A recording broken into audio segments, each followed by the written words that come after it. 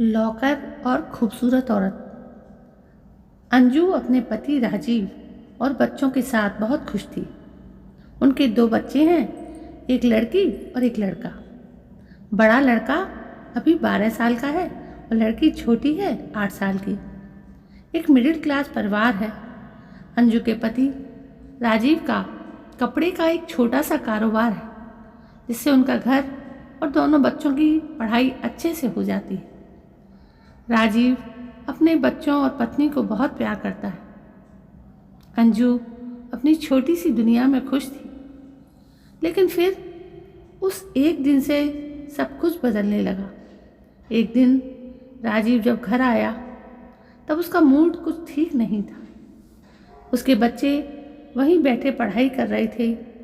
बातों बातों में उनमें बहस हो गई और वो झगड़ा करने लगे।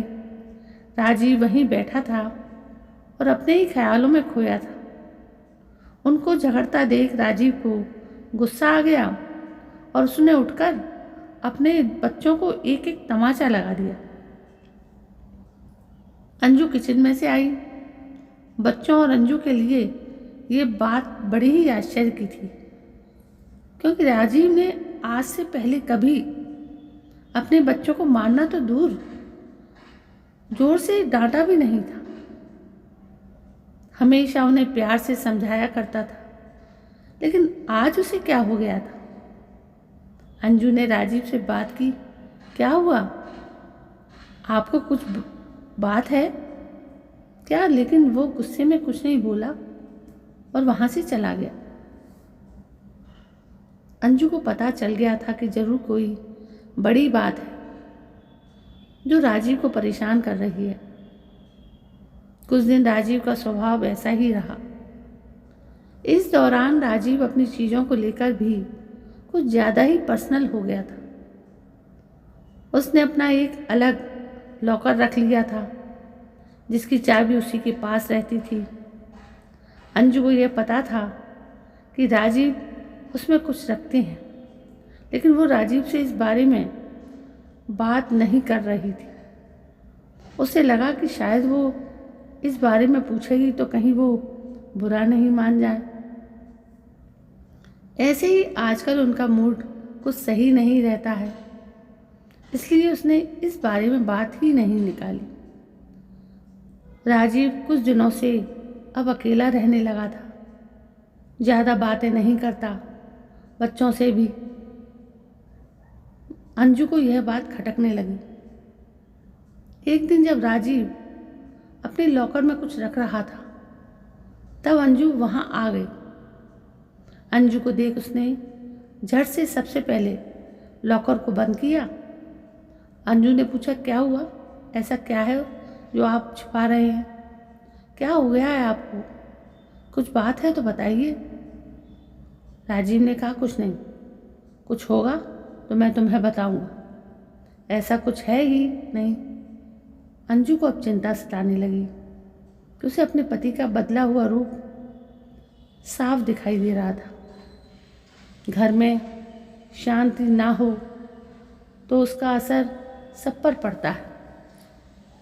करीब 1 महीने तक उसके पति का यही रूप रहा, लेकिन 1 महीने के बाद अचानक वो फिर से बदलने लगा। पहले की तरह ही अपने बच्चों से बात करने लगे। शांत और सरल पहले से भी ज़्यादा हो गए। अंजू खुश तो थी, लेकिन उसके मन में अभी भी शंका और संकोच तो बना ही हुआ था कि अपने पति से इस तरह के बदलाव से उसके मन में अभी भी दुविधा थी।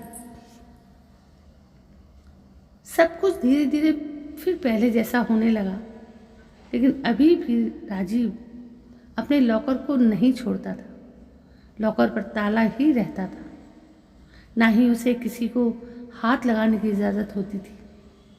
अंजू को लगा राजीव फिर से वैसे हो गए हैं, अभी ये काफ़ी है। धीरे धीरे वो शायद खुद ही अपने मन की बात बता दें। समय बीतता गया। एक दिन अंजू दोपहर अपने घर से कुछ काम को निकल गई। राजीव दुकान पर थे और बच्चे स्कूल, इसलिए वो घर के काम से खुद गई, लेकिन बाहर जाने पर उसे पता नहीं था कि उसे ऐसा कुछ दिखाई देने वाला है। उसे वहाँ राजीव दिखाई दिया, वो भी एक बहुत ही खूबसूरत औरत के साथ, और राजीव उसे पैसे भी दे रहा था। उनको देखकर अंजू छिप गई ताकि वो दिखाई नहीं दी, लेकिन अब उसके मन में सवालों के भूचाल आ गए थे। तरह तरह के ख्याल आने लगे कि इस औरत की वजह से ही शायद उसके पति में बदलाव आया है। शाम जब राजीव घर आया तो अंजू ने पहले ही कुछ सोच रखा था। उसने राजीव से पूछा, दिन कैसा गया? कहीं गए थे या दुकान पर ही थे? राजीव ने कहा, नहीं, दुकान पर ही था, कहाँ जाऊँगा। अंजू को पता था कि राजीव झूठ बोल रहा है, लेकिन क्यों और किस कारण से यह उसे पता नहीं था। उस दिन से अंजू राजीव पर नज़र रखने लगी। वो बीच बीच पर दुकान जाती थी और राजीव का फ़ोन चेक करती थी, लेकिन अगले 1 महीने तक उसे कुछ नहीं मिला। राजीव ना तो उस औरत से मिला, ना ही कुछ और। लेकिन फिर 1 महीने की एक तारीख वो उससे फिर मिलते दिखाई दिया और उसे पैसे देते दिखाई दिया। अंजू को फिर समझ नहीं आया कि आखिर यह बात क्या है। कुछ महीनों तक उसे देखा कि और उसे पता चला कि राजीव हर महीने उस औरत को पैसे देते हैं। अंजू ने महीनों तक इस बात को देखा था। एक दिन जब राजीव अपने घर आया तो अंजू ने उसको पूछ ही लिया कि क्या बात है, आप कुछ छिपा रहे हैं। राजीव ने कहा कि नहीं। फिर तुम वही बात लेकर बैठ गई। अंजू ने इस बार बोल ही दिया कि अगर कुछ छिपा नहीं रहे हो तो हर महीने उस औरत को पैसे क्यों देते हो। राजीव के मुंह का रंग बदल गया, वो तिल में ला गया और गुस्से से बोला, तो तुम मेरा पीछा कर रही हो, मुझ पर नज़र रख रही हो। हर महीने मैं बहुत लोगों को पैसे देता हूँ, तुम क्या जानती हो दुकान के बारे में। अंजू ने कहा कि मैं जानती हूँ दुकान के बारे में, और ये भी जानती हूँ कि वो दुकान का काम नहीं था। राजीव ने कहा कि तुम्हें जो समझना है समझो, मुझे तुम्हें कोई सबूत देने की ज़रूरत नहीं है। वो बात वहाँ ख़त्म नहीं हुई। अंजू ने उसके बाद भी राजीव पर नज़र रखी, लेकिन अब उसे वो उसके साथ फिर दिखाई नहीं दी। अंजू ने सोचा कि शायद राजीव ने अब मिलने की जगह को बदल दिया होगा। राजीव का लॉकर भी उसे अब खटकने लगा। उसे लगा कि हो ना हो शायद इसी में वो राज है जो उस औरत और राजीव के बीच में है। जब राजीव नहीं था तब उसने कोशिश की उस लॉकर को खोलने की, लेकिन वो नहीं खुला। घर में बच्चों को देखकर अंजू चुप हो गई। उसने इस बात को घर में उठाना बंद किया। उसे लगा कि इसका उसके बच्चों पर बुरा असर पड़ेगा और वो नहीं चाहती थी कि ऐसा हो। समय बीतता गया। करीब 3 साल के बाद राजीव की तबीयत खराब हुई। सांस लेने में प्रॉब्लम हो रही थी। राजीव अपनी पत्नी के बिना बताए अस्पताल गया था और करीब 1 या 2 दिन बाद वापस आ गया। घर में किसी को इस बारे में उसने नहीं बताया। 2 दिन बाद जब वो घर आया तो अंजू उस पर टूट पड़ी। बोली कि क्या हालत बना रखी है, कहाँ थे? ऐसा क्या है जो आप इतने सालों से छुपा रहे हैं? आज मुझे आपके और इस लॉकर के बारे में जानना है। राजीव ने अब सच बताना सही समझा। उसने लॉकर खोला और उसमें से फाइल निकालकर अपनी पत्नी को दिखाना शुरू कर दिया। सब देखकर अंजू के पैरों तले जमीन निकल गई। उस फाइल में उसकी बीमारी और अस्पताल के पर्चे थे। राजीव ने बताया कि आज से ठीक 4 साल पहले उसे पता चला था कि उसे एक गंभीर बीमारी है और ज़्यादा दिनों का मेहमान नहीं है। इस बात ने उसे तोड़ दिया था। उसे चिंता सताने लगी थी कि वो यही सब में डूबा हुआ था। वो निराश और चिड़चिड़ा हो गया था। यह सब हो ही रहा था कि एक दिन दुकान के सामने उसे एक औरत दिखाई दी जो कि भीख मांग रही थी। उसे देखकर उसे दया आ गई। उसने उससे पूछा कि क्या हुआ बहन, देखने से लगता है कि तुम अच्छे घर की हो और फिर सड़क पर इस तरह भीख मांग रही हो। उस औरत ने अपनी कहानी सुनाई। कहा कि वो अनाथ थी।